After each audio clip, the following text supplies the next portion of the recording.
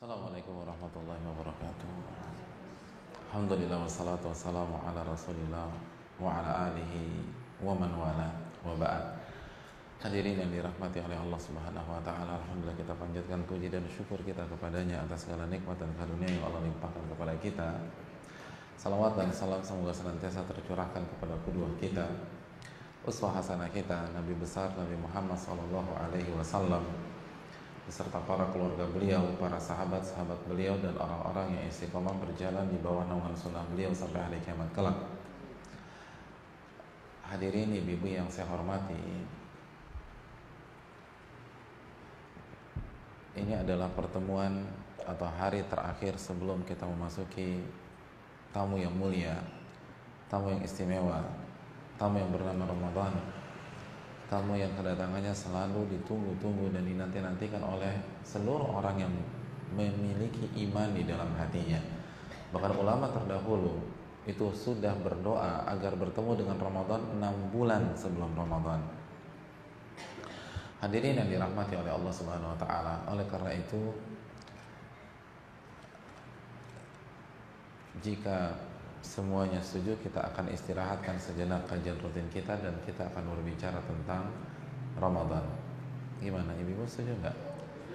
Sudah ada yang membahas fikih Ramadan atau belum? Belum ya? Iya. Hadirin yang dirahmati oleh Allah Subhanahu wa taala, perlu kita ketahui bahwa Ramadan memiliki sisi yang sering dilupakan oleh umat Islam. Kalau ibu-ibu dengar kata Ramadan, yang terbesit di benak kita itu apa sih? Bulan rahmat, bulan ampunan, bulan magfirah, kan gitu ya. Tapi tahukah kita bahwa ada sisi lain dari bulan suci Ramadan? Ramadan bisa menjadi mimpi buruk bagi kita. Nabi kita sallallahu alaihi wasallam bersabda dalam hadis yang diriwayatkan Imam Muslim, "Ragima anfu rajulin," celaka seseorang. Subhanallah. Celaka seseorang. Ini luar biasa loh. Orang seperti Nabi terpaksa memvonis orang. Kalau kita mendengar kata-kata ini dari orang lapangan, orang yang biasa di terminal, mungkin biasa. Tapi Nabi menyatakan celaka seseorang, ini luar biasa. Nabi ditimpukin batu aja nggak memvonis orang loh, Bu. Beliau sujud, lalu punggung beliau diletakkan isi perut hewan ternak, isi perut onta, beliau nggak vonis orang. Coba bayangkan ada orang nimpuk ibu pakai batu, kira-kira enaknya tuh orang kita doain apa? Dia apain, Bu? Ya, sumpahin apa, Bu?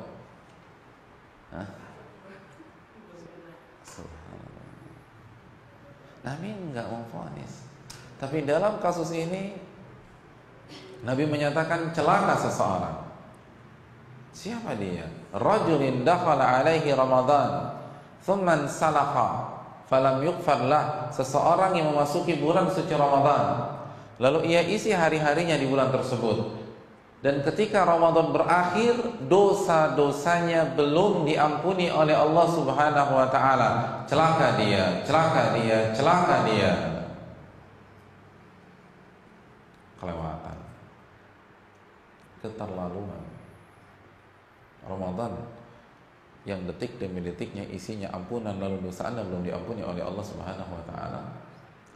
Ramadan bulan di mana akses fasilitas ibadah dilapangkan, dimudahkan, dihadirkan di hadapan kita. Lalu kita nggak sholat, kita nggak puasa, kita nggak berzikir, kita nggak punya waktu untuk baca Al-Quran, kita nggak tarawih. Ramadan di mana syaitan gembong-gembongnya dibelenggu oleh Allah dan pintu neraka ditutup rapat-rapat sebagai simbol bahwa akses dan sarana maksiat diminimalisasikan oleh Allah. Lalu Anda maksiat, lalu Anda tetap ghibah, Anda tetap menghina orang, Anda mengeluarkan kata-kata kotor, Anda nggak sholat, Anda clubbing, Anda dugem sama teman-teman Anda, kelewatan itu, kelewatan, celaka kata Nabi SAW. Dan Nabi nggak pernah bicara kecuali di Ramadan seperti ini. Nabi nggak pernah mengatakan barang siapa yang keluar dari Sya'ban dosa-dosanya belum diampuni celaka. Nggak ada hadis seperti itu. Barang siapa yang keluar dari bulan Rabiul Awal dosa-dosanya belum diampuni celaka, tidak. Tapi Ramadan celaka dia, celaka dia, celaka dia. Ini menunjukkan bahwa kita harus benar-benar menyikapi bulan suci Ramadan. Dan yang lebih menakutkan lagi, Ibu, ini memang awal kajian kita ini serem-serem semua aja yang saya kasih ini. Nabi mengatakan rubba sa'imin hadduhu min siyamihil ju'u wal atash. Dalam hadis Ahmad, Nabi menyatakan betapa banyak orang yang berpuasa ganjaran dari puasanya hanyalah lapar dan haus. Pernah dengar hadis ini?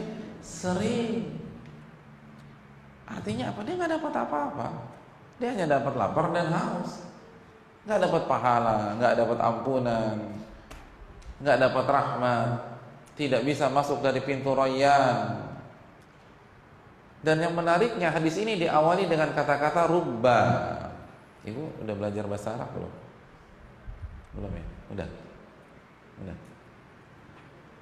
Apa arti rubba?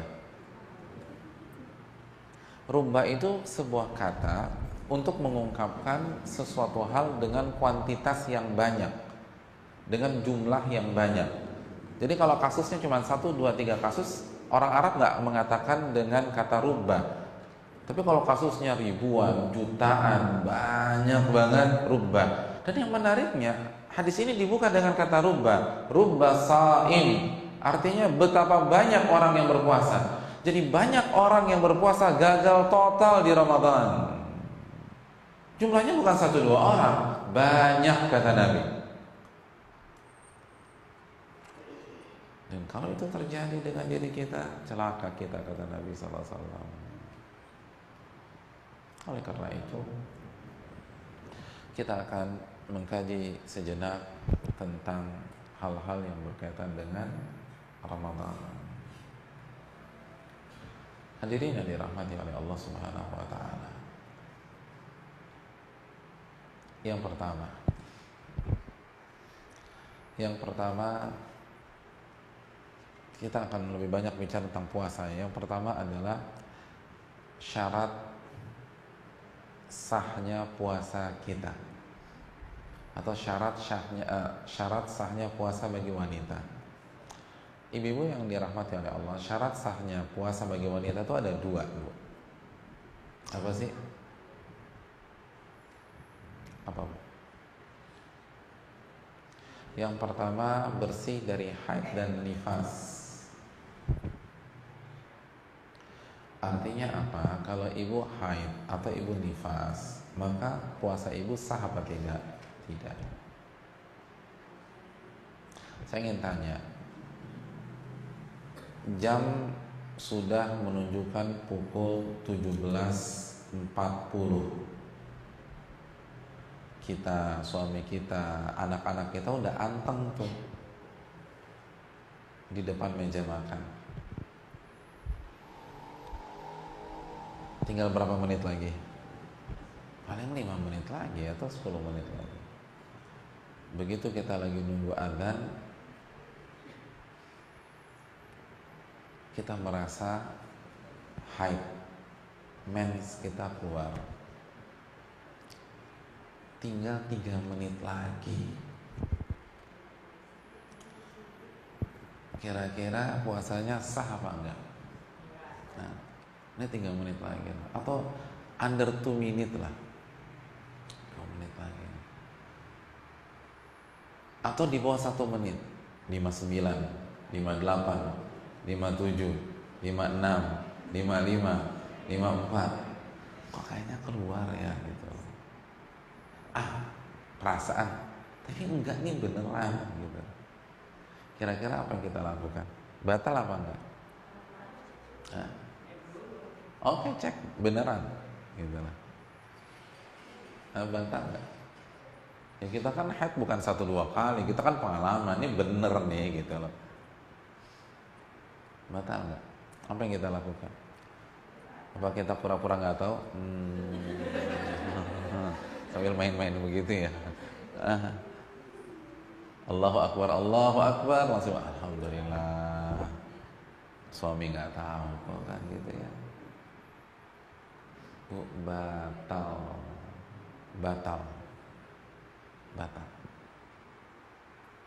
Walaupun 1 menit lagi,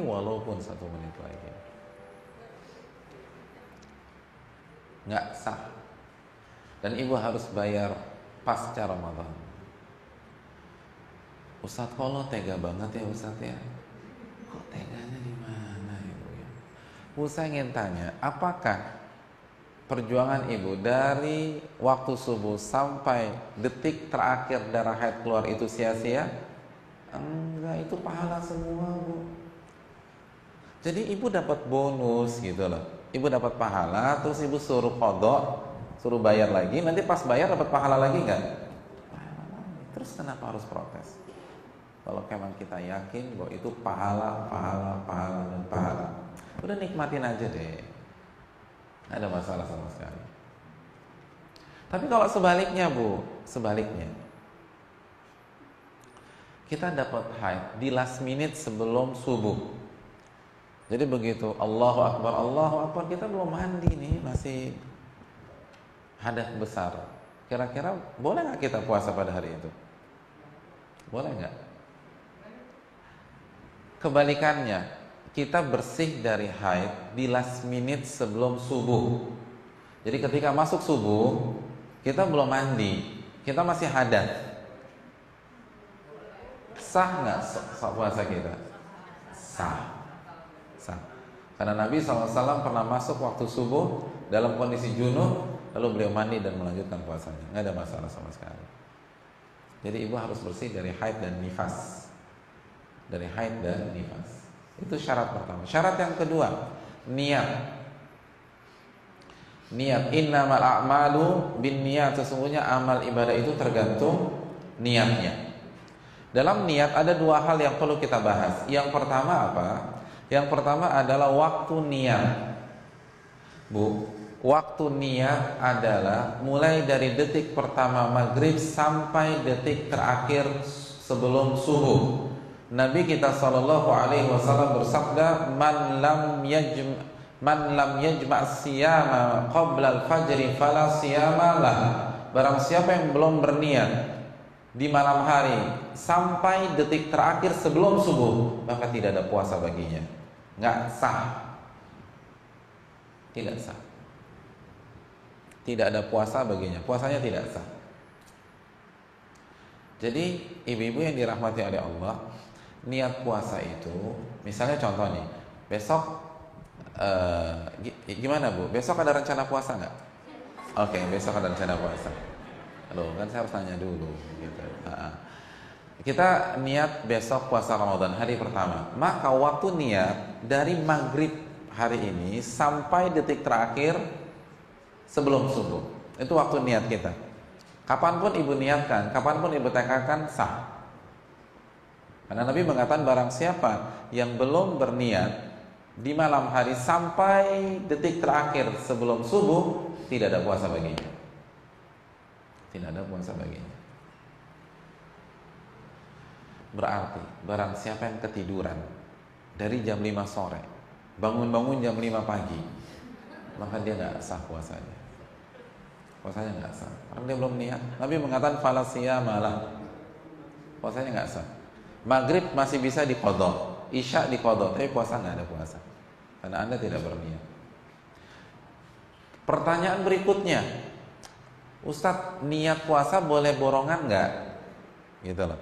Jadi nanti malam nih saya niat puasa 1 bulan penuh, jadi udah aman, sudah aman untuk Kamis, Jumat, Sabtu, Ahad, Senin sampai full Ramadan. Boleh apa enggak? Saya pernah baca boleh. Hadirin yang dirahmati oleh Allah, pendapat yang paling kuat tidak boleh. Kenapa demikian? Karena setiap hari adalah ibadah yang independen. Karena ibadah itu independen, maka butuh niat yang independen juga. Simpel aja deh. Ibu sakit atau ada wanita sakit hari ketiga Ramadan. Lalu dia mau bayar. Apakah dia harus bayar dari hari pertama? Tidak, dia bayar hari ketiga aja. Ini menunjukkan hari pertama, hari kedua, hari ketiga adalah ibadah-ibadah yang berdiri sendiri, independen. Beda dengan sholat, rakaat pertama dengan rakaat keempat sholat zuhur itu satu paket. Makanya kita tidak perlu, kita cukup niat di awal sholat saja. Rakaat kedua nggak perlu niat, rakaat ketiga nggak perlu niat. Kenapa? Karena itu satu paket. Ketika ibu batal di rakaat keempat, lalu ibu wudhu lagi, ibu sholat lagi. Ibu sholat di rakaat keempat aja atau mulai dari awal lagi? Mulai dari awal. Berbeda dengan 1 bulan Ramadan. 1 bulan Ramadan adalah ibadah yang independen. Jadi kita harus niat per malam, nggak bisa di borongan. Jadi kita nggak terima borongan. Hadirin yang dirahmati oleh Allah Subhanahu Wa Taala, itu yang berkaitan dengan niat. Yang berikutnya tempat niat. Tempat niat. Niat itu gimana sih? Terus bacaannya apa? Ibu-ibu perlu camkan, seluruh ulama sepakat. Ibu mau buka buku mazhab apapun, seluruh ulama sepakat bahwa niat itu letaknya di hati. Innamal a'malu binniyat. Sesungguhnya amal itu tergantung niatnya, dan niat itu tekad, tekad itu di hati. Nah, setelah seluruh ulama sepakat bahwa niat itu di hati, terjadi perbedaan di tengah-tengah mereka. Boleh nggak diucapkan nih, gitu loh? Boleh nggak diucapkan? Dengan redaksi apa? Nawaitu sauma ghadin an adai fardhu syahri ramadana hadhihi sanati lillahi ta'ala. Masya Allah, mantap nih, hafal semua. Nah, boleh nggak kita ucapkan seperti itu? Hadirin yang dirahmati oleh Allah Subhanahu Wa Taala, masih ingat firman Allah dalam surat Al-Ahzab 21, laqad kana lakum fi Rasulillah uswatun hasanah. Telah ada dalam diri Rasul suri tauladan yang baik untuk kalian. Jadi ayat ini meminta kita meneladani siapa? Rasulullah SAW. Yang namanya meneladani, kalau Nabi ke kanan kita kemana? Ke kanan. Nabi ke kiri, ke kiri. Nabi baca, kita baca. Nabi diam, kita diam. Nah, sekarang tinggal cek aja, apakah Nabi membaca nawaitu shauma ghadin? Perlu ibu ketahui, kalau ibu melakukan riset, buka seluruh ayat dalam Al-Quran dan seluruh hadis dari Nabi SAW, termasuk hadis yang lemah atau yang palsu, tidak ada keterangan sama sekali nawaitu shauma ghadin. Jadi sampai cari hadis yang palsu, coba googling gitu ya, hadis nawaitu shauma ghadin yang palsu aja nggak ada. Nggak ada. Tidak ada. Oleh karena itu Nabi tidak membaca. Kalau Nabi tidak membaca, sebagai umatnya yang ingin meneladani beliau, yang ingin mengamalkan Al-Ahzab 21, maka kita tidak baca. Dan ibu-ibu sekalian, secara redaksi aja janggal loh, Bu. Nawaitu shauma ghadin, kan begitu ya? Artinya apa? Ibu tahu nggak sih artinya? Aku berniat puasa. Sebelum kita artikan, saya ingin tanya, biasanya kita baca niat ini pas kapan? Pas sahur atau ketika taraweh ya? Jadi biasanya kita nih, masyarakat kita habis taraweh atau pas sahur, betul ya? Contoh kita baca pas sahur deh. Kita baca pas sahur 15 menit lagi sebelum adzan. Jadi di 15 menit lagi adzan kita baca nawaitu shauma ghadin. Berarti kira-kira kita baca kapan tuh? Mungkin 4.15, 4.20 gitu ya. Artinya apa sih, Bu? Nawaitu shauma ghadin, aku berniat puasa besok. Jadi besok, bukan hari ini. Besok. Ya udah, hari ini makan minum aja dong, Bu. Besok, bukan hari ini. Jadi kalau misalnya besok subuh nih, kan kita udah mulai sahur ya. Sahur perdana kita kan besok subuh. Sebelum subuh kita baca nawaitu shauma ghadin. Artinya aku berniat puasa besok, hari Jumat. Jadi bukan hari Kamis. Udah ibu makan minum aja, kan besok, bukan hari ini. Dan itu semua orang baca begitu. Kalau hari ini bahasa Arabnya apa? Al-yaum. Jadi harusnya nawaitu saumal yaum, tapi redaksinya nggak begitu. Redaksinya nawaitu sauma ghadin. Makanya waktu saya pertama kali belajar bahasa Arab, lalu saya baca redaksi ini, saya tuh aneh banget, kok bisa sih? Kan saya mau puasa hari ini bukan besok. Dan tadi kita sudah sebutkan hadisnya. Niat puasa itu di malam harinya sampai subuh. Jadi nggak bisa untuk Jumat kita baca malam Kamis tuh nggak bisa, atau kita baca hari Kamis nggak bisa. Untuk Jumat itu kita niatkan malam Jumat dari maghrib sampai subuh. Jadi setiap malam itu untuk satu hari tersebut. Nawaitu sauma ghadin, aku berniat puasa besok. Janggal nggak? Janggal banget. Oh mungkin gini Pak Ustadz, kan biasanya dibaca pas habis taraweh. Nah kan udah beda hari tuh, bener dong besok, ya enggak? Ada gambaran nggak? Ya kan perpindahan hari jam 24.00, makanya kan kalau dibaca habis taraweh cocok. Nawaitu sauma ghadin. Ibu-ibu sekalian, tahukah perpindahan hari dan tanggal di dalam Islam itu berbeda dengan Barat? Di dalam Islam perpindahan hari itu dari maghrib, bukan dari 24.00, dari maghrib. Jadi maghrib itu hari udah hari baru, tanggal sudah tanggal baru. Makanya saya ingin tanya, ibu rencananya puasa dulu apa taraweh dulu? Setiap tahun kita taraweh duluan atau puasa duluan? Taraweh duluan, betul. Kenapa nggak puasa duluan baru malamnya taraweh? Karena dalam Islam malam dulu. Jadi nanti ketika matahari terbenam itu sudah masuk 1 Ramadan. Itu sudah masuk 1 Ramadan. Jadi maghrib duluan. Makanya kita taraweh dulu sebelum puasa. Dan makanya setiap malam takbiran nggak ada taraweh. Mbak mau kemana mbak? Ya mau taraweh. Mbak ini malam takbiran mbak. Emangnya kenapa? Karena malam takbiran sudah masuk tanggal 1 Syawal. Dalam Islam itu perpindahan hari di maghrib. Jadi Islam itu tidak mengenal dini hari. Jadi malam sampai detik terakhir subuh, lalu pagi, lalu siang, lalu sore, malam berubah lagi. Jadi hadirin sekalian, satu hari yang sama. Maka nawaitu sauma ghadin janggal.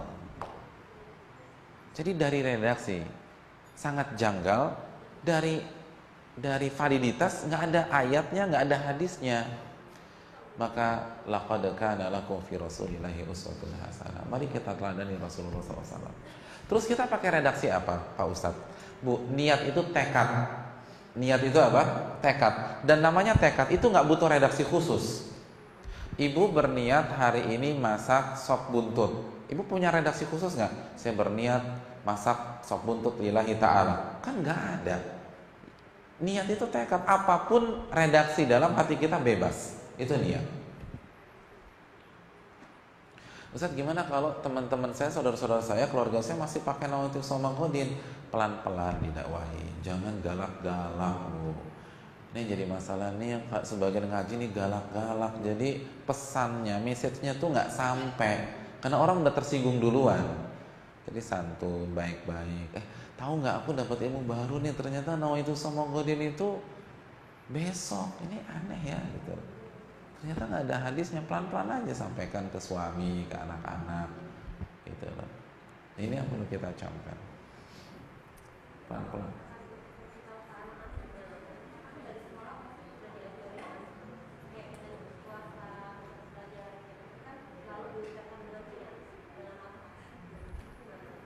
Iya, terima kasih jazakallahu khairan.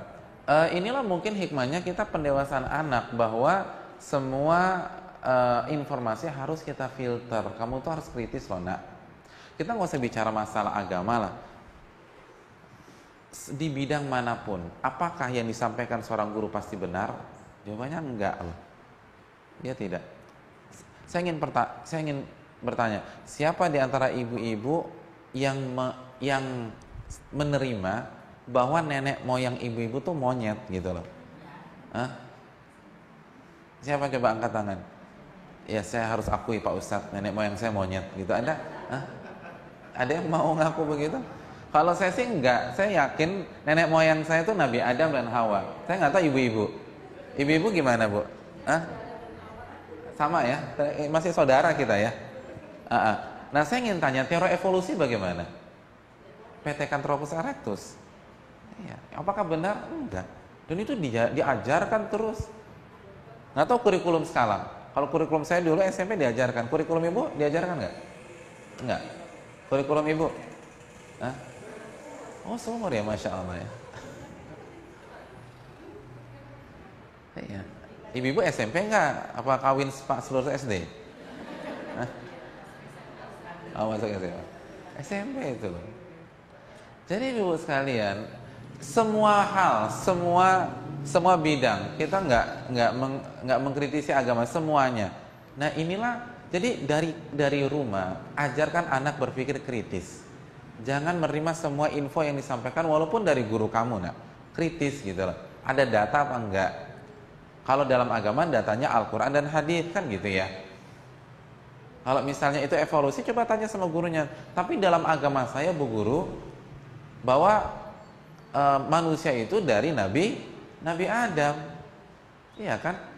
An-Nisa ayat pertama, ya ayuhan nas ittaqu ya ayuhan nas ittaqu rabbakumul ladzi khalaqakum min nafsin wahidah wa khalaqa minha zawjaha wa batha minhuma rijalan katsiran wa nisaa. An-Nisa ayat pertama, wahai manusia, bertakwalah kepada Allah Subhanahu wa taala yang telah menciptakan kalian dari manusia yang pertama. Siapa manusia yang pertama? Adam. Wa khalaqa minha zawjaha, dan dari Adam Allah ciptakan Hawa. Wa batha minhuma rijalan katsiran wa nisaa, dan dari Adam dan Hawa lahirlah manusia dan manusia. An-Nisa ayat pertama. Jadi dari sini terbantahkanlah Pithecanthropus erectus itu. Tapi kalau ada orang kekeh pengen nenek moyangnya monyet, kan kita nggak bisa maksa, Bu. Ya udah itu bapak aja, saya enggak gitu loh, kan bisa gitu. Tapi kita harus ilmiah. Jadi semua info harus ilmiah. Itu mencerdaskan. Jadi dari kecil ajarkan anak bahwa tidak setiap info kita yakini, tidak setiap informasi kita percaya. Datanya gimana? Jadi dan anak diberikan edukasi bahwa memang hidup di dunia pasti ada debatable. Hidup di dunia pasti ada pendapat A, pendapat B, pendapat C, pendapat D. Nah, gimana nih kita cerdas dalam menghadapinya? Selalu bermain data, selalu bermain referensi. Kan begitu, ada referensinya enggak gitu loh. Seperti Allah berfirman dalam surat Al-Baqarah 111, "Qul hatu burhanakum in kuntum shadiqin." Berikanlah argumentasi Anda, referensi Anda, dalil Anda kalau Anda benar. Jadi pelajaran bagus ya buat anak-anak kita ya. Insya Allah anak-anak kita paham dan bisa berpikir kritis. Subhanallah. Dan anak kita tuh pintar loh, cerdas loh.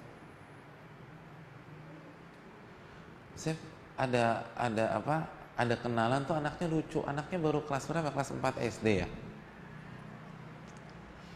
Terus bicara lagi belajar, mungkin di sekolah udah belajar tentang hijab dan seterusnya. Terus ketemu sama lagi main sama ayahnya nih, sama ayahnya. Terus anaknya bilang, ya, kok istrimu tidak pakai hijab gitu. Jadi bahasanya istrimu, padahal itu ibunya. Ya, istrimu kok nggak pakai hijab ya? Aneh banget. Tapi artinya kritis loh nih anak gitu loh. Walaupun bahasanya lucu banget. Ya, istrimu kok nggak pakai jilbab gitu aja. Nggak, jadi ya kenapa mama nggak pakai jilbab, nggak pakai hijab, nggak bilang nggak pakai hijab, tapi karena istrimu kok nggak pakai hijab ya gitu loh. Artinya kan anak tuh bisa diajarkan berpikir kritis begitu, karena dia udah dapet ayatnya, hadisnya dan seterusnya. Bisa kok, anak kita tuh pintar, anak kita cerdas. Jangan underestimate gitu. Tapi jadi, dan ini konsep hidup kan begitu, bahwa tidak setiap informasi ditelan, harus disaring, harus pakai data. Gurumu tuh nggak maksum loh gitu loh. Gurumu nggak maksum. Tapi ada nama guruku tuh Pak Maksum. Iya. Si Pak Maksum pun nggak maksum nak gitu loh, kan bisa kita ajarkan demikian. Kalau dalam Islam ini edukasi yang menarik sebenarnya. Jadi dari kecil anak tuh udah paham, oh iya ya, nggak semua omongan tuh harus aku dengar, mana referensinya, datanya di mana, dan seterusnya. Ya, jelas ya Ibu.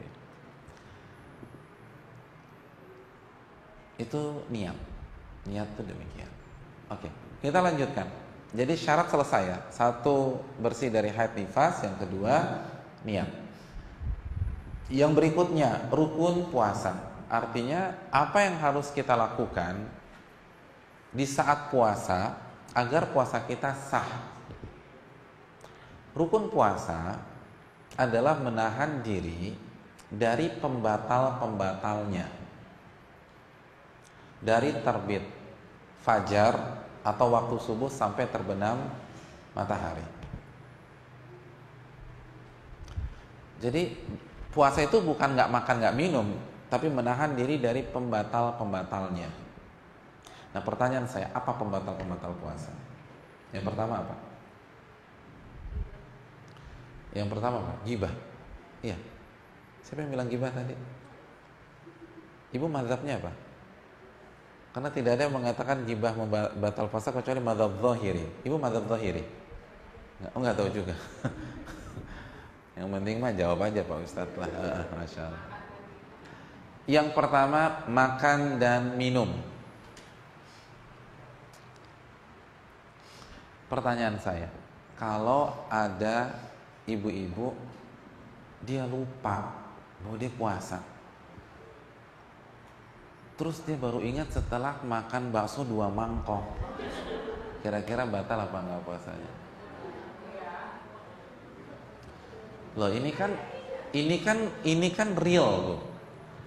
Khususnya di awal-awal puasa, dan ibu-ibunya kan bahayanya ibu-ibu mau masuk restoran manapun nggak akan ada yang melihat sinis, nggak akan ada orang yang suudzon. Kenapa? Karena wanita, mungkin dia lagi haid, lagi mens, lagi nifas, atau mungkin lagi hamil muda, nggak puasa. Ya nggak. Beda sama saya masuk restoran Padang, orang pasti akan ngeliatin saya, ini udah jenggotan, pakai peci, mau makan lagi kan begitu. Ini orang alirannya apa sih kan gitu. Nah, ketika kita ngelihat orang sinis kan kita jadi mikir, oh iya lagi puasa, akhirnya kita keluar lagi. Tapi kalau ibu-ibu kan nggak aman gitu loh, nggak akan ditanya, bu nggak puasa bu gitu loh. Oh ini mungkin lagi haid. Jadi potensi miss-nya tuh besar. Nah, pertanyaan saya, batal nggak kalau lupa? Nabi SAW bersabda, man nasiya wa huwa sha'im fa akala aw syariba falyutimma shaumahu fa inna ma at'amahu Allah wa saqah. Barang siapa yang lupa bahwa dia sedang puasa, lalu dia makan dan minum, maka lanjutkan puasanya, enggak batal. Karena itu pemberian dari Allah Subhanahu wa taala. Tapi perlu kita ingat, begitu kita ingat, berhenti. Jadi kita lagi makan nih gitu loh, lagi makan, lagi ngunyah, tak, ya Allah saya lagi puasa. Itu jangan, nggak boleh, batal. Jadi telanan terakhir batal tuh. Itu nggak boleh ditelan, nggak boleh ditelan.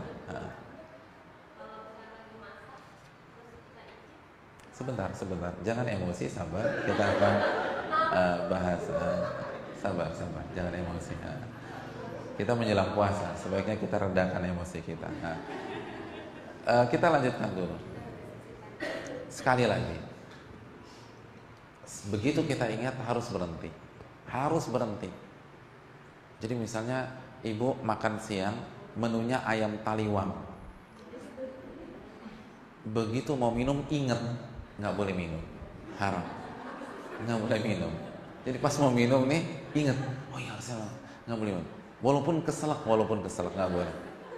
Itu resiko ditanggung sendiri. Jadi siapa suruh milih menu ayam taliwang kan gitu ya.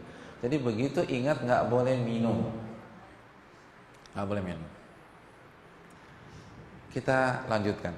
Pertanyaan, bagaimana dengan mencicipi? Batal apa enggak? Mencicipi. Mencicipi batal atau enggak? Ibu kalau nyicipin makanan berapa sendok? Oke. Saya kasih pertanyaan yang lebih ekstrim ya. Saya kasih pertanyaan yang lebih ekstrim lagi dari itu. Apabila ada seseorang memasukkan bakso ke dalam, dia nyuapin bakso ke mulutnya, lalu dia punya, habis itu dia buang, batal apa enggak? Batal nggak? Saya nggak tanya haram atau halal ya. Kalau halal haram lah, itu mubazir. Atau ibu ambil 1 sendok nasi plus lauk gitu ya, misalnya nasi bogana atau nasi bakar, makan, lalu ibu buang lagi. Ibu nggak telan. Batal apa tidak? Batal apa tidak? Hah? Niatnya apa coba?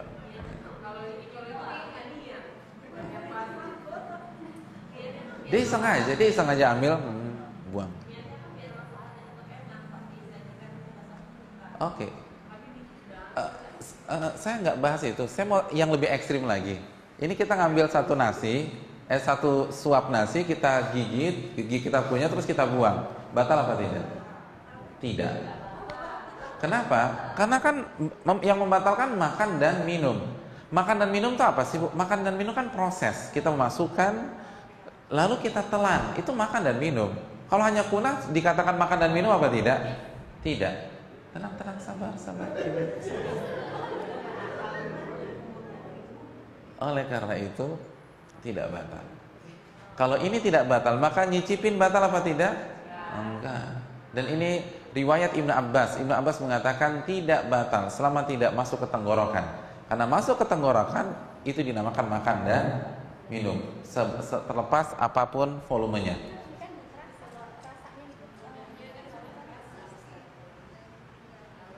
Iya, terasa makan dan minum bukan tuh? Bukan. Tenang. Ya jelas lah. Kalau nggak terasa, apa fungsinya icip-icip? Icip-icip itu untuk merasa, iya kan? Kalau ibu lagi flu, lagi mati rasa, perlu nggak diicip-icip? Ya nggak perlu lah, orang nggak terasa. Justru mencicipi itu agar terasa. Itu inti mencicipi. Dan riwayat Ibnu Abbas jelas. Ini ada hadisnya, hadis Ibnu Abbas. Boleh mencicipi selama tidak masuk ke tenggorokan. Karena sekali lagi, yang pertama ada hadisnya, yang kedua itu bukan makan dan minum. Ibu cari kamus bahasa manapun itu tidak dinamakan makan dan minum, benar nggak? Ya. Dan yang membuat puasa kita batal apa? Makan dan minum. Ya sudah, selesai. Jelas? Boleh. Ingat, tapi nggak boleh ditelan loh. Kalau ditelan itu batal. Yang kedua, haid dan nifas itu membatalkan puasa.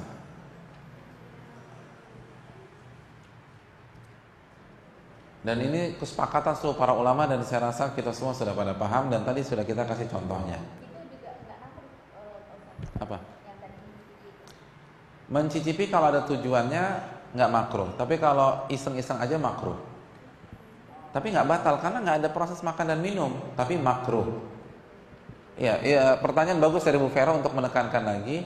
Jadi contoh yang tadi saya sampaikan itu hukumnya makruh, tapi nggak membatalkan puasa karena bukan proses makan dan minum, tapi dosa. Dari sisi mana dosanya? Mubazir lah. Anda ngunyah terus Anda buang kan mubazir.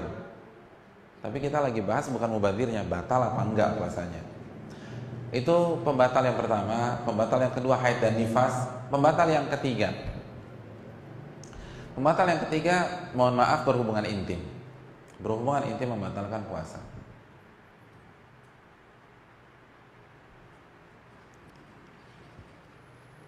Membatalkan puasa.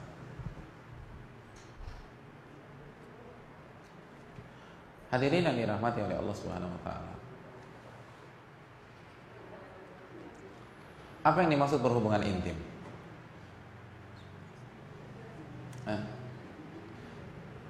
Saya bisa menjelaskan. Ini masih gadis-gadis atau pernah nikah? Oke, apa hubungan intim? Melakukan hubungan apa yang dilakukan? Melakukan hubungan suami istri. Hubungan bisa jarak jauh kan ya? Iya, apa enggak? Saya butuh jawaban. Karena mayoritas nggak paham hubungan intim. Karena ini pengaruh loh. Ini pengaruh ke puasa. ini pengaruh ke mahar, ini pengaruh ke mahram, ini pengaruh ke hadas besar, ini pengaruh ke zina. Kapan orang dinamakan berzina? Kapan? Apakah pada saat dia check in hotel? Apakah pada saat dia masuk dengan pasangan tidak sahnya? Ataukah pada saat dia naked? Atau pada saat dia ngapain? Itu penting, parameter itu penting. Apa maksud hubungan suami istri?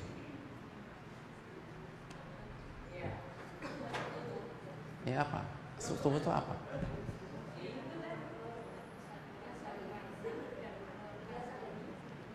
Saat merasakan hawa nafsu terangsang dan mengeluarkan mani, itu kan, itu aja udah beda nih sama ibu-ibu nih. Ternyata nggak simpel ya. Makanya terkadang ternyata terkadang hal-hal yang simpel itu suka miss dari kita. Bu, hubungan intim adalah, mohon maaf, hilangnya kepala zakar ke vagina wanita. Jelas? Paham? Jelas ya? Atau pakai bahasa yang lebih enak, pakai bahasa sekarang, hilangnya kepala Mr. P ke Miss V, udah. Itu paling enak udah. Nah, kepalanya. Jadi bukan penetrasinya. Artinya kalau sudah terjadi, intinya tuh ketika kepala hilang, itu hubungan intim. Walaupun hanya 1-2 detik. Jadi kalau ada orang check-in hotel, baru melakukan itu 1 detik, tiba-tiba ada penggerebekan, Anda zina, gitu loh. Tapi saya baru 2 detik zina, gitu loh. Anda zina. Ini yang perlu kita camkan. Walaupun tidak keluar mani, atau tidak melakukan gerakan atau dan seterusnya, jika itu terjadi, itu kalau dilakukan dengan pasangan itu hubungan intim suami istri. Kalau dilakukan dengan non pasangan yang sah, itu zina. Dan kalau puasa batal. Kalau puasa, maka puasa kita batal.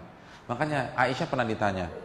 Dari sini Aisyah pernah ditanya, apa yang boleh dilakukan oleh suami istri ketika dia atau mereka sedang berpuasa? Kata Aisyah, kullu syai'in ilal jima'. Lakukan segala sesuatu kecuali itu. Bebas. Jadi nggak ada yang perlu nanya lagi ya, Ustadz, kalau saya kissing sama suami boleh nggak? Kata Aisyah, lakukan apa saja kecuali hubungan intim itu. Semuanya boleh sebebas-bebasnya. Selama nggak kebablasan ya, jangan kebablasan. Menjaga diri masing-masing.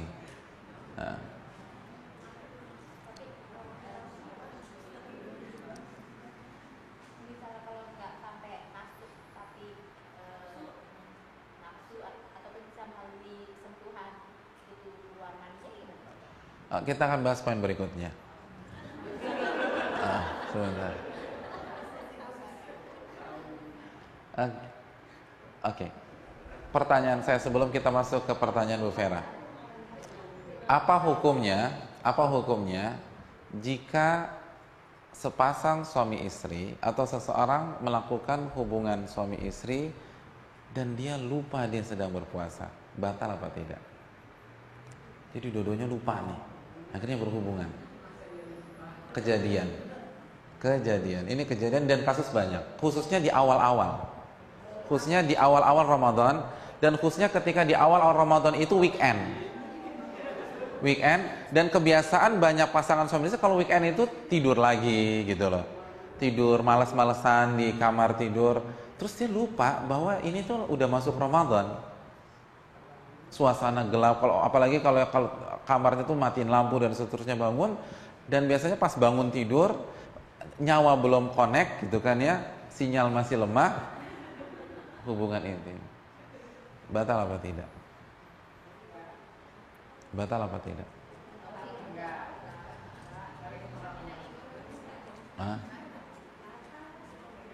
Batal apa tidak?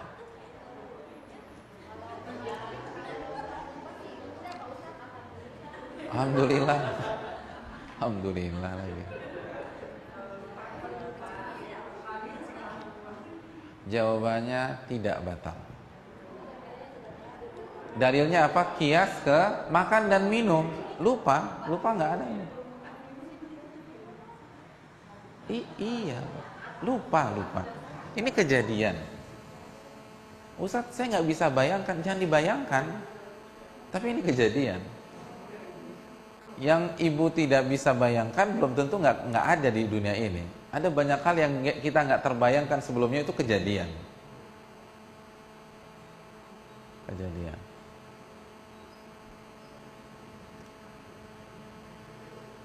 Jadi itu batal. Itu nggak batal, mohon maaf. Tapi kalau ingat harus berhenti pada detik itu juga. Tidak ada overtime, tidak ada perpanjangan waktu, nggak ada. Berhenti. Begitu ingat, misalnya main tatap-tatapan, sama-sama kaget, langsung selesai. Over, selesai. Game over, selesai. Nggak boleh lanjut. Begitu kita tricky dikit, batal. Gitu. Harus selesai. Mandi ya. Jadi batal ya.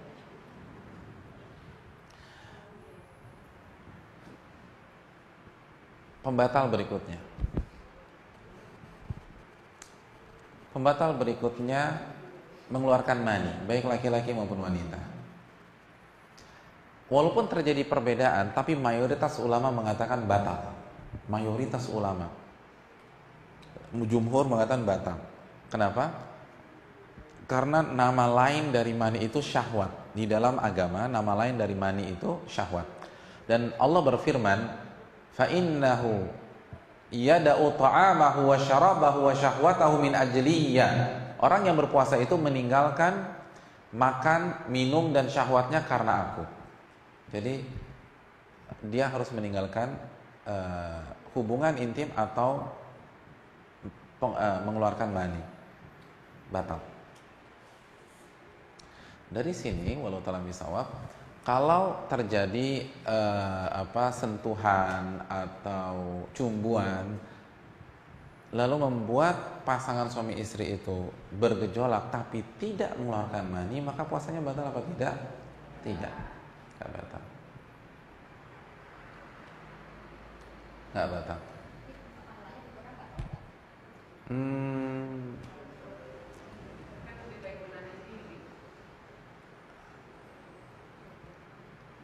Kalau sampai benar-benar bergejolak, ya itu bisa mengganggu kesempurnaan. Tapi kalau hanya sekedar bermesraan, karena Nabi lakukan juga loh. Aisyah memberikan testimoni, karena Nabi SAW yuqabbiluni wa huwa shaimun wa ana shaiman. Nabi itu suka menciumku ketika beliau lagi puasa dan aku juga lagi puasa, gitu loh.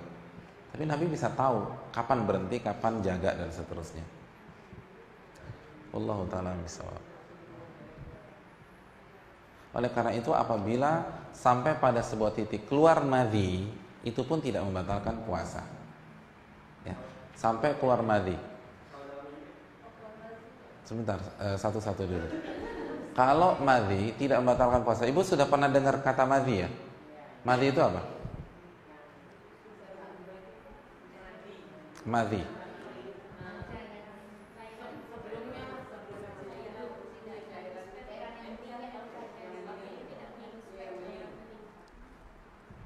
Iya, madhi itu kan cairan yang keluar dari laki-laki dan wanita ketika dia bergejolak nafsu syahwatnya. Dan kata Ibnu Hajar dan para ulama menjelaskan bahwa lebih sering dikeluarkan oleh wanita. Karena cairan ini berfungsi juga untuk pelumas. Jadi keluar juga bersama pelumas. Jadi berfungsinya juga untuk memudahkan. Nah, itu madhi. Kalau itu sampai keluar di bulan pada saat kita puasa, batal puasa kita apa enggak? Enggak, insya Allah. Madhi itu najis. Jadi tinggal kita bersihkan saja lalu berwudu. Jadi membatalkan wudu aja. Oke, sekarang bagaimana dengan mimpi basah? Ada orang tidur siang hari ya, terus bermimpi mengeluarkan mani apakah puasanya batal atau tidak? Puasanya batal apa tidak? Iya betul. Jawabannya tidak. Kecuali di set dari awal, gitu loh. Jadi dia menghayal macam-macam, gitu loh. Pengen banget gitu. Kejadian mimpi tersebut keluar mani maka batal, kata para ulama. Karena emang udah niat dari awal. Dan itu kan bisa. Walaupun nggak pasti kejadian ya. Tapi sering kali kita bermimpi hal terakhir yang benar-benar berada di benak kita pada saat kita sebelum tidur. Pembatal terakhir, muntah dengan sengaja. Muntah dengan sengaja.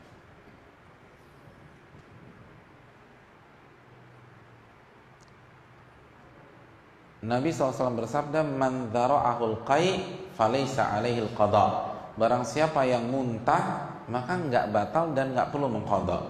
Wa man istaqa'a 'amdan falyaqdi. Namun barang siapa yang sengaja muntah, mungkin dia masukkan jarinya ke kerongkongan lalu gitu ya. Nggak ada, dia puasanya batal dan dia harus mengqada. Jadi kalau ibu hamil terus tapi dia direkomended untuk berpuasa tapi masih muntah gitu ya, itu nggak ada masalah karena dia nggak sengaja. Tapi kalau dia orang niat muntah, batal puasanya. Atau kita mudik pakai jalur laut, terus kita harus naik speedboat. Mungkin kalau kampungnya yang di kepulauan itu kan harus naik speedboat, atau misalnya kampungnya di Kepulauan Seribu, dari Ancol naik speedboat, dan walaupun itu pulang ke kampung halaman sendiri tapi tetap aja muntah, maka nggak batal puasa ya. Itu pembatal puasa.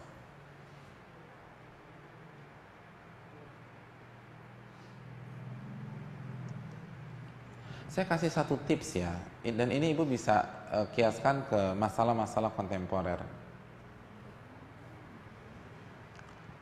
Menelan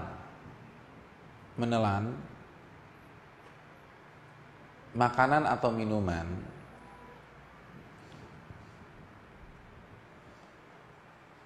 tanpa sengaja,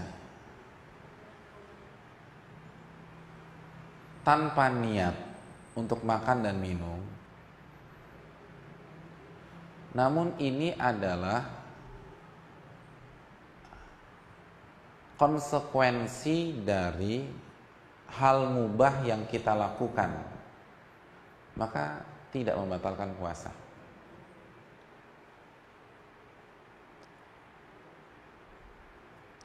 Jadi menelan sedikit makanan dan minuman tanpa sengaja dan tidak diniatkan untuk makan minum, namun ini konsekuensi dari aktivitas mubah yang boleh yang kita lakukan, maka itu tidak membatalkan puasa.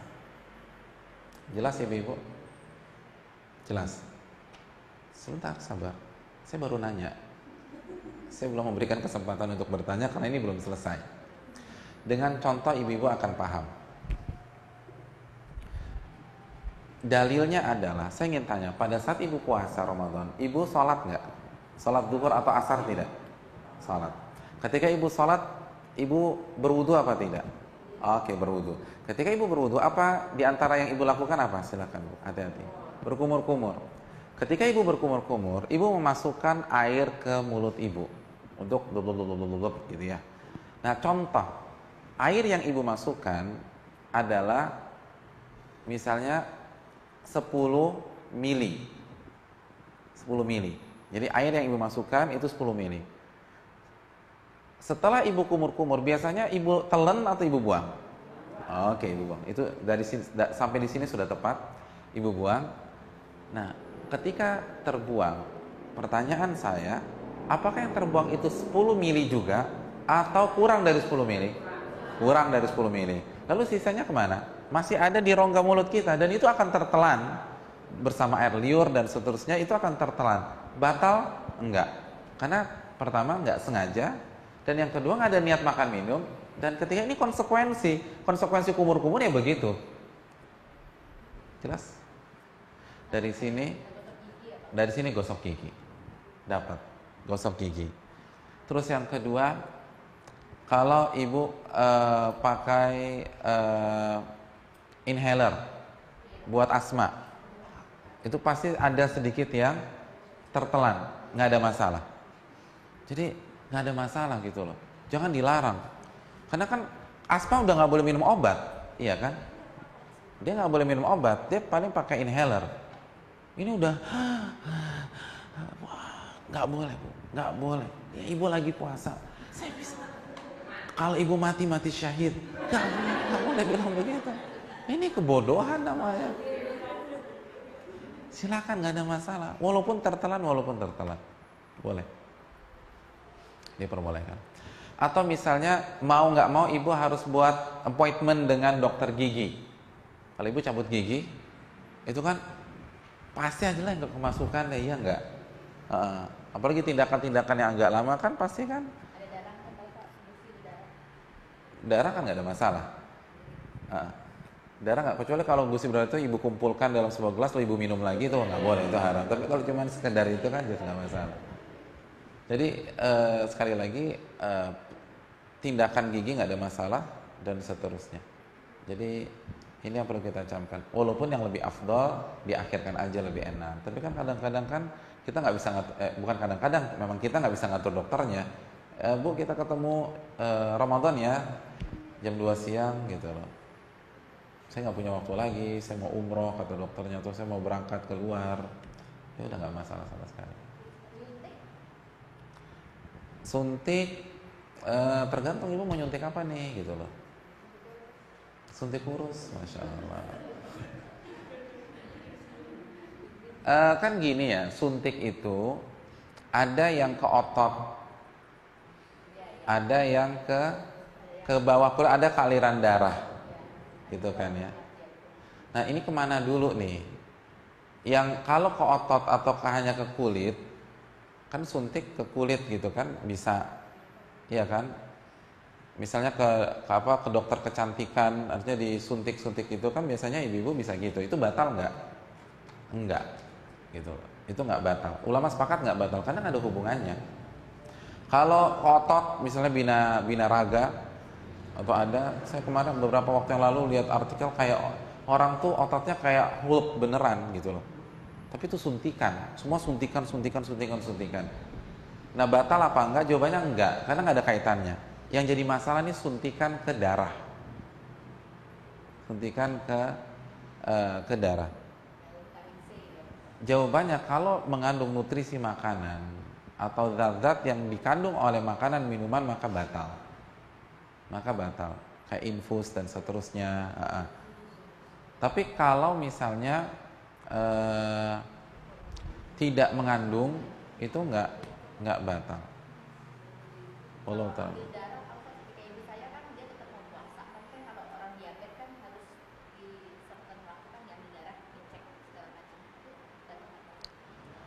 Ambil darah itu dikiaskan ke bekam. Nah bekam batal nggak? Bekam tahu ya? Nabi SAW mengatakan, Inna Nabi SAW ihtajama wa huwa shaim. Nabi pernah berbekam dalam kondisi berpuasa. Berarti berbekam tidak membatalkan, otomatis ambil darah pun tidak membatalkan. Kecuali kalau lemes gitu loh. Karena makanya Nabi mengatakan orang yang berbekam dilarang pada saat puasa. Kata para ulama itu kalau lemes, kalau nggak jadi bisa membahayakan diri dan seterusnya. Ini juga ada kaitannya dengan donor. Donor kalau memang kuat nggak membatalkan puasa. Tapi jangan dikiaskan ke cuci darah. Karena secara umum cuci darah itu ditambah garam, ditambah beberapa zat, atau transfusi. Itu ketika kita dapat darah orang lain, darah itu kan isinya kan gizi semua, jadi seger lagi gitu loh. Nah itu membatalkan puasa. Kecuali kalau cuci darah yang pure, hanya di ini masukin lagi tanpa dicampur zat apapun, enggak. Tapi rasanya nggak ada deh cuci darah seperti itu. Saya nggak tahu ya. Tapi yang biasanya dilakukan itu pasti ada campuran. Tapi kan seperti kayak Pak D saya itu kan memang udah harus rutin seminggu 2 kali. Berarti pas saat dia cuci darah itu berarti dia nggak boleh puasa. Iya, kalau gitu ya nanti diqadha aja. Kalau itu dicampur sama zat-zat yang ada di makanan minuman. Dan biasanya kan begitu, makanya kan lebih seger, orang habis cuci darah kan seger gitu loh. Nah, itulah pembatal-pembatal puasa.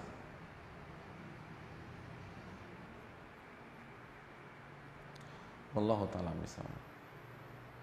Intinya kalau mau membahas pembatal kontemporer, itu kan yang pertama, apakah itu makan dan minum? Makan dan minum. Dan bisa dikiaskan dengan makan dan minum. Jadi apakah yang dimasukkan itu makanan dan asupan gizi dan seterusnya. Yang kedua, masuk ke jauf. Artinya rongga lambung, rongga perut, saluran pencernaan. Dan yang ketiga, kaidah yang tadi kita bahas. Kalau ibu paham 3 poin itu, ibu bisa menghukumi masalah-masalah kontemporer. Jadi apakah itu makan dan minum, dan apakah masuknya ke rongga lambung, pencernaan dan membuat kita fit dan seterusnya. Dan yang ketiga, bahwa makanan dan minuman jika masuk tanpa disengaja, tanpa niat, tapi karena ini konsekuensi yang nggak bisa dielakkan, nggak ada masalah. Contoh misalnya ketika ada orang pasang kateter masuk, batal nggak puasanya? Nggak batal, karena itu bukan makanan minum, gitu loh. Ya samalah, ada orang misalnya menelan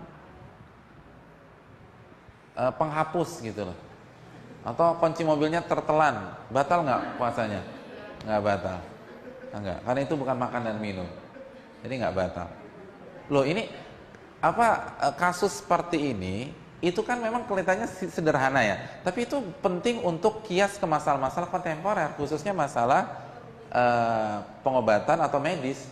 Jadi alat apapun yang dimasukkan ke dalam dari mulut kita itu nggak membatalkan puasa, kecuali jika alat tersebut diolesi oleh lemak, dan itu kadang-kadang seperti itu agar bisa biar licin dan bisa gampang masuknya, maka itu batal karena lemak itu zat makan dan minum. Allah ta'ala bisa. Ya.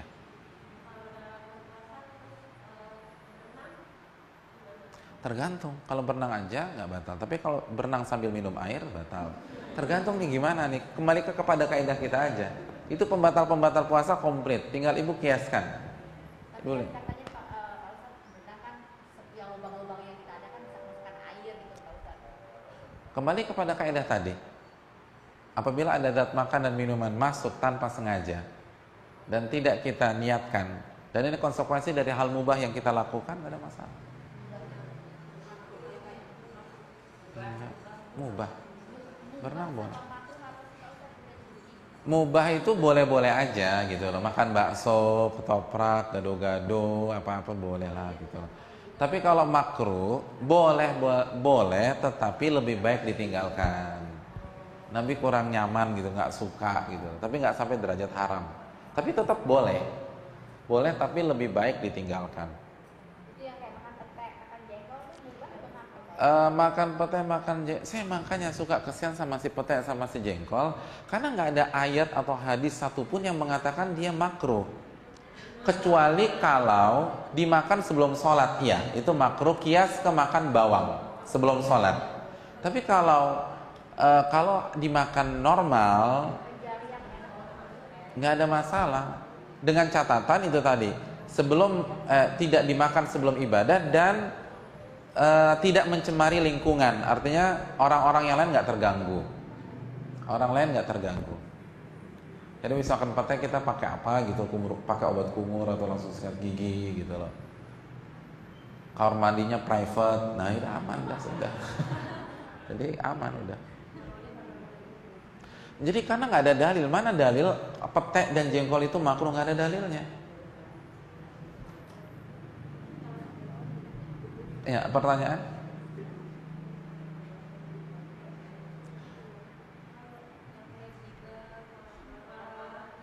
Apa?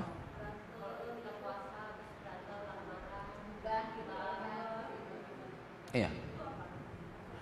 Nabi, ya kita poin terakhir kita bahas ya. apa yang disunahkan dilakukan oleh orang yang berpuasa? Yang pertama makan sahur.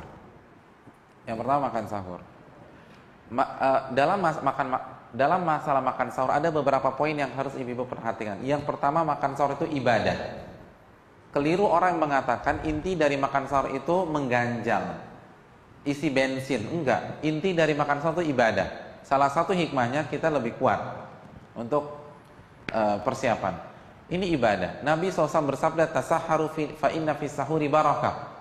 Maka bersahurlah kalian karena dalam sahur itu berkah. Berkah kata Nabi.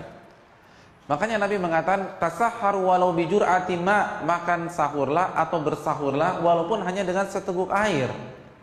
Jadi bersahurlah walaupun seteguk air. Artinya gini, misalnya ibu-ibu tidak mood, tidak lagi malas makan, perut lagi nggak enak atau lagi diet, itu tetap sahur walaupun hanya minum seteguk air putih. Jadi kalau lagi nggak mood makan besar, makan berat, ya udah buat roti atau ngemil apa, nastarnya dimakan satu atau satu kacang, atau buat teh, buat kopi. Yang penting ada sahur, walaupun seteguk air. Karena ini ibadah. Jadi keliru benar orang yang berpikir bahwa kalau gue kuat gue nggak perlu makan sahur. Enggak. Kadang-kadang suami tuh susah dibangunin. Yang bangun yang udah kita makan sahur. Aku tidur lagi aja deh, aku kuat kok, insya Allah. Enggak, ini bukan kuat atau enggak kuat, ini ibadah kepada Allah Subhanahu Wa Taala. Jadi ini perlu dicamkan, sahur itu ibadah. Itu yang pertama. Yang kedua, sahur itu di waktu sahur, bukan di jam 11, bukan jam 12, bukan jam 1, bukan sambil nonton bola jam 2. Ibu tahukah sahur itu artinya apa sih? Sahur itu dari kata sahar adalah waktu atau nama untuk waktu di detik-detik terakhir sebelum subuh. Jadi waktu di detik-detik terakhir sebelum subuh dinamakan apa? Sahur. Jadi makanlah di waktu sahur, bukan jam 2. Jam 2 bukan waktu sahur, itu malam. Apalagi jam 11, apalagi sebelum tidur. Kita makan sahur sebelum tidur ya biar nanti nggak usah bangun lagi. Enggak, bukan itu masalahnya. Banyak orang nggak paham apa makna sahur. Sebentar dulu, kita lanjutkan. Yang ketiga, semakin dimepetkan dengan subuh semakin bagus. Nabi paling suka. Karena Allah berfirman dalam surat Al-Baqarah 187, wa kulu washrabu hatta yatabayyana lakumul khaytul abyadu minal khaytil aswadi minal fajar. Maka minumlah kalian sampai jelas bagi kalian terbit waktu subuh atau terbit fajar. Bukan terbit matahari ya, tapi terbit fajar maksudnya waktu subuh. Jadi kata Allah berfirman, makan dan minumlah kalian sampai jelas masuk waktu subuh.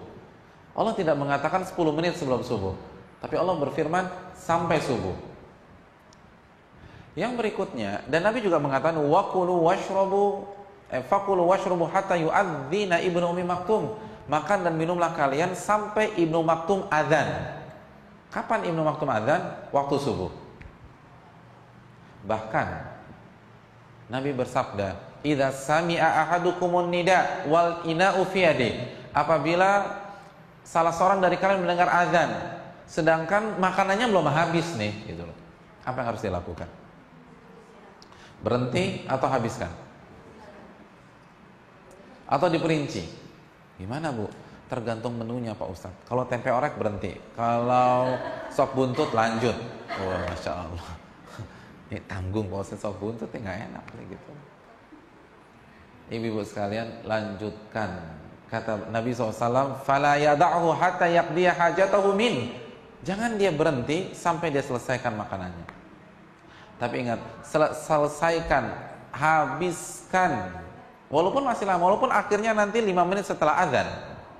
Iya, Nabi yang bersabda bukan saya. Nabi yang bersabda. Tapi habiskan yang di piring, bukan yang di meja makan, apalagi di magic jar, bukan. Yang di piring. Nggak masalah. Nabi yang bersabda. Nabi mengatakan fala yada'hu hatta yaqdiya hajatahu minhu. Sampai selesai. Nabi nggak mengatakan sampai plus 5 menit ya, nggak ada begitu. Tapi sampai selesai. Tapi jangan dimainin juga. Ma, aku nggak habis ma, nanti jam 9 makan lagi ya ma ya. Oh, nggak bisa lah. Jadi habiskan pada saat itu juga. Itu sahur. Dari sini kita menyadari bahwa konsep imsak itu kurang tepat. Kurang tepat. Karena Allah yang mengatakan sampai subuh. Nabi yang mengatakan sampai Ibu Ummi Maktum adzan. Bahkan begitu adzan masih makan, lanjutkan. Memang konsep ini inisiatif dari sebagian para ulama agar melakukan tindakan preventif.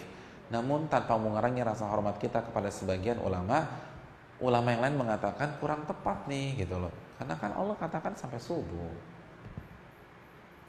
Allah ta'ala misalnya. Itu sahur. Yang berikutnya, ibu-ibu sekalian, jaga diri kita dari kemaksiatan, dari maksiat atau dosa-dosa lisan. Karena ini ditekankan Nabi SAW. Nabi SAW bersabda, "Man lam yada' qawla zur wal amala bi falaysa lillahi hajatun fi an yada'a ta'amahu wa syarabah." Barang siapa yang tidak meninggalkan ucapan dusta, ucapan dosa, atau perbuatan-perbuatan dosa seperti itu, Allah tidak butuh dengan puasanya. Allah tidak butuh. Jadi seakan-akan Allah nggak butuh dengan Anda. Anda mau puasa kayak nggak puasa kayak terserah. Anda mau buka maghrib, mau buka asar, mau buka di zuhur, mau buka di duha, terserah. Allah nggak butuh. Sama aja. Anda puasa nggak puasa sama. Jadi ini yang perlu kita jelaskan. Bahkan sekali lagi, sebagian para ulama dari mazhab Zahiri mengatakan barang siapa yang bergibah puasanya batal. Tapi itu pendapat sebagian ulama dan itu kurang tepat. Tapi bukan berarti tidak ada masalah. Puasa kita bisa nggak ada dapat apapun. Puasa kita nothing, zero, kosong, nggak dapat apa-apa. Karena Allah nggak butuh. Dan banyak ulama terheran-heran dengan orang yang masih asik bergibah ria. Apalagi memfitnah di bulan Ramadan, khususnya pada saat di puasa. Kenapa demikian? Saya ingin tanya kepada ibu-ibu sekalian. Kalau ibu-ibu ke daerah Priuk, Tanjung Priuk, jam 12, berada di luar, di pinggir jalan raya. Bayangkan panasnya tuh hari sekarang. Terus ada yang menawarkan es kelapa muda dengan iga bakar. Kira-kira kita makan apa enggak? Kita lagi puasa nih. Ustadz boleh bungkus nggak? Nggak boleh bungkus. Harus dimakan di tempat. Kira-kira kita makan minum atau tidak? Enggak. Ternyata ini orang ngotot. Ayo dong bu, nggak ada yang lihat kok. Atau mau ke warung saya, close. Enggak. Mohon maaf, saya nggak mau karena saya berpuasa. Dia tambah ngotot. Apakah kita akan makan karena nggak enak? Tidak. Kita akan ngotot juga. Dia ngajak berantem. Kira-kira kita berantem nggak? Dia langsung serang nih. Pokoknya kalau ibu nggak makan kita berantem di sini, langsung dia serang. Kira-kira kita akan bertahan dan defense? Ya kita akan defense, kita akan lawan. Dan itu tindakan yang tepat. Tapi yang aneh bin ajaib, sebagian pihak ketika ditawari iga bakar dia akan pertahankan puasanya. Tapi giliran ditawari bangkai manusia, dia makan bangkai tersebut. Wala yaghtab ba'dukum ba'dha, janganlah kalian saling bergibah kata Allah. Ayuhibbu ahadukum an ya'kula lahma akhihi maitan fakarihtumuh. Apakah kalian suka makan bangkai saudara kalian yang kalian benci tersebut? Gibah adalah makan bangkai.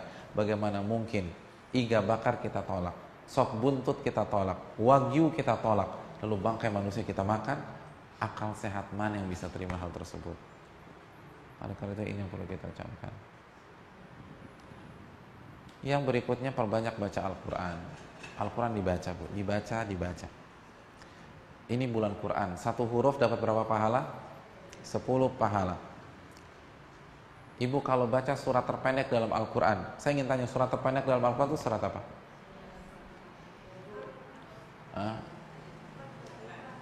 Terjadi perbedaan di tengah ibu-ibu sekalian. Ini kalau surat terpendek sudah khilaf, gimana surat terpanjang? Al-Asr, Al-Ikhlas, terus apa lagi nih? Ada yang Al-Baqarah? Surat terpendek adalah Inna a'tayna kal kautsar. Ibu butuh berapa menit untuk baca surat ini? 10 detik, bukan menit. Berapa pahalanya? Kurang lebih 470 pahala. Subhanallah. Karena terdiri 47 huruf. Jadi kalau 10 detik 470 pahala, bagaimana dengan Al-Baqarahnya? Bagaimana dengan satu hari satu juznya? Ini luar biasa. Dan usahakan baca di malam hari, minimal 100 ayat. Sebentar, 100 ayat itu sebentar. Karena Nabi SAW bersabda dalam hadis riwayat Imam Ahmad, barang siapa yang membaca 100 ayat di malam hari, maka Allah akan berikan pahala salat tarawih semalam suntuk. Salat tarawih semalam suntuk. Maka hendaknya kita baca. Ini yang perlu kita camkan. Baca Al-Quran. Dan yang terakhir, jaga tarawih setelah salat 5 waktu. Jaga tarawih. Dan bagi ibu-ibu yang paling baik di mana? Di rumah. Wa buyutuhunna khairun lahun. Rumah kalian atau rumah wanita itu lebih bagus buat mereka. Tapi kalau barang siapa ingin pergi ke masjid, nggak ada masalah, bagus. Tapi kalau boleh milih, lebih pilih di rumah walaupun tidak berjamaah. Dan ibu akan dapat pahala tarawih berjamaah kalau ibu sholat di rumah dalam rangka mengikuti saran Rasulullah SAW. Bu, sholat tarawih di berjamaah itu dapat pahala sholat semalam suntuk. Man qama mal imam hatta yansarifa kutiba lahu qiyamul lailah. Barang siapa yang sholat bersama tarawih bersama imam sampai selesai, maka dia mendapatkan sholat tarawih semalam suntuk. Nah, kalau ibu pilih di rumah karena disarankan oleh Nabi bagi wanita lebih baik di rumah, maka ibu dapat pahala tersebut. Dapat. Jadi nggak usah khawatir. Jadi kalau ibu jaga sholat tarawih, lalu ibu baca 100 ayat di malam hari, maka dalam malam tersebut ibu dapat pahala sholat tarawih 2 malam suntuk. Oh, itu suntuk banget tuh. Masya Allah. Ya. Di malam hari. Jadi jangan lewatkan malam-malam hari kita dari membaca 100 ayat dari Al-Quran. Dan hadisnya sahih riwayat Imam Ahmad. Ya, saya rasa cukup. Ada 1-2 pertanyaan sebelum kita tutup.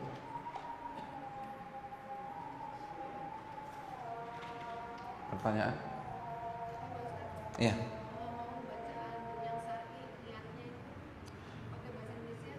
Sekali lagi, niat itu catat. Enggak, niat itu tekad, Bu.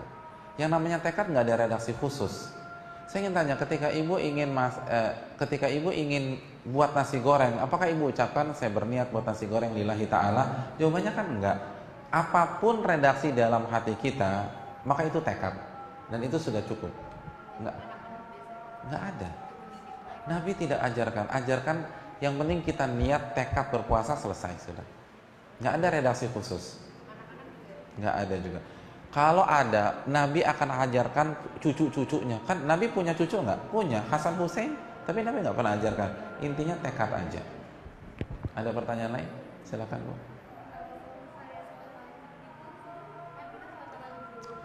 Ya, terima kasih, jazakallahu khairan. Bu, taraweh, qiyamul lail, tahajud itu sama, nggak ada bedanya. Itu sama-sama sholat malam. Bedanya tahajud itu kalau salat malam dilakukan setelah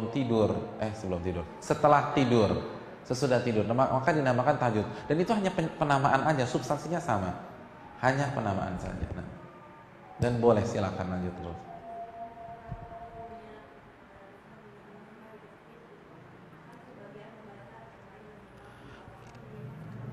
Iya, jazakallahu khairan. Tergantung tujuannya apa. Kalau tujuan tadarusan seperti itu, mempelajari tajwid dan memperbaiki tahsinnya, maka nggak ada masalah. Jadi ada yang baca, terus ustadz atau ustadzah menyimak dan membetulkan jika ada kekeliruan, dan yang lain menyimak sampai selesai 30 juz, nggak ada masalah. Tapi kalau tujuannya mengkhatamkan, perlu ibu-ibu ketahui bahwa mengkhatamkan adalah ibadah individual, bukan ibadah kolektif atau ibadah kelompok, bukan ibadah tim. Jadi mengkhatamkan itu kita yang baca dari juz pertama sampai juz terakhir. Nabi SAW tidak pernah berkumpul dengan para sahabatnya untuk bagi-bagi juz sehingga mereka bisa khatam bersama-sama. Dan kita punya konsep, kata Ibnu Katsir, "Lau kana khairan nasabaquna ilaih." Kalau hal itu bagus, pasti Nabi dan para sahabat yang pertama kali melakukannya. Wallahu ta'ala bishawab. Jadi kalau bacanya sama-sama Pak, bacanya sama-sama dan dibimbing, dibenarkan, diarahkan nggak masalah, gitu. Ya, maksudnya kita baca sama-sama bisa Bismillahirrahmanirrahim, maksudnya kita mengulang gitu, maksudnya kita Bapak baca Bismillah, kita juga ulang lagi gitu, mengikuti, tapi kita baca juga semuanya. Minta ustadznya kalau ada salah dibenarkan dan dijelaskan gitu loh. Jadi karena ini tergantung niat. Kalau tujuannya mengkhatamkan, tidak ada khataman secara kolektif atau kelompok. Tapi kalau dibenarkan, dijelaskan, gini loh Bu cara bacanya, ayo ikuti saya habis ini ya, nggak ada masalah. Tapi diterangkan sama ustadz atau ustadzahnya.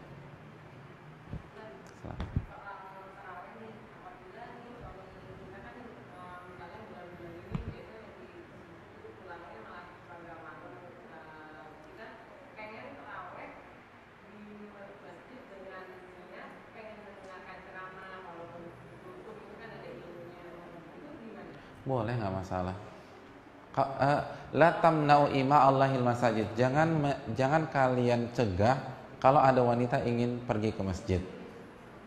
Nabi hanya saran lebih baik di rumah. Tapi mungkin kalau misalnya suasana rumah nggak dapat, suasana masjid tuh kayak terasa banget tarawih Ramadannya, nggak masalah kita pergi ke masjid. Kalau tarawih itu sebelum tidur ya Pak Ustaz. Jadi misalnya kita ya mungkin karena Bukan, mohon maaf saya potong. Tarawih itu qiyamul lail di bulan Ramadan. Jadi kalau dilakukan mau dilakukan sebelum tidur atau setelah tidur itu namanya juga tarawih. Jadi qiyamul lail di bulan Ramadan dinamakan tarawih. Nah, kalau dilakukan setelah tidur maka bisa dinamakan tarawih, bisa dinamakan tahajud. Gitu aja. karena saya pernah ya karena apa setelah itu ada acara apa yang memang harus kita, jadi kita sampai rumah tidur, tapi misalnya kita bangun bisa dari jam 2, nah itu langsung tarawih terus lanjut tahajud juga lanjut itu pernah sih saya melakukan seperti itu Pak Ustaz. Nah itu plan saya, jadi kalau tarawih setelah bangun tidur malam ini boleh? Boleh, tapi saya mungkin luruskan istilah aja ya. Kita tidak mengatakan saya tarawih lalu tahajud. Kalau kasusnya seperti ini ya. Karena tarawih tahajud tarawih, udah tahajud itu tarawih tahajud, nggak masalah, bagus. Kalau kita kerjakan, kalau qiyamul lail itu kita kerjakan di bulan Ramadan setelah tidur, maka tarawih itu tahajud itu tarawih, begitu. Kalau sebelum tidur namanya tarawih aja gitu loh. Ya. Ada pertanyaan lain? Cukup ya. Terima kasih jazakallahu khair karena sudah masak waktu zuhur. Wassalamualaikum warahmatullahi wabarakatuh. Assalamualaikum warahmatullahi wabarakatuh.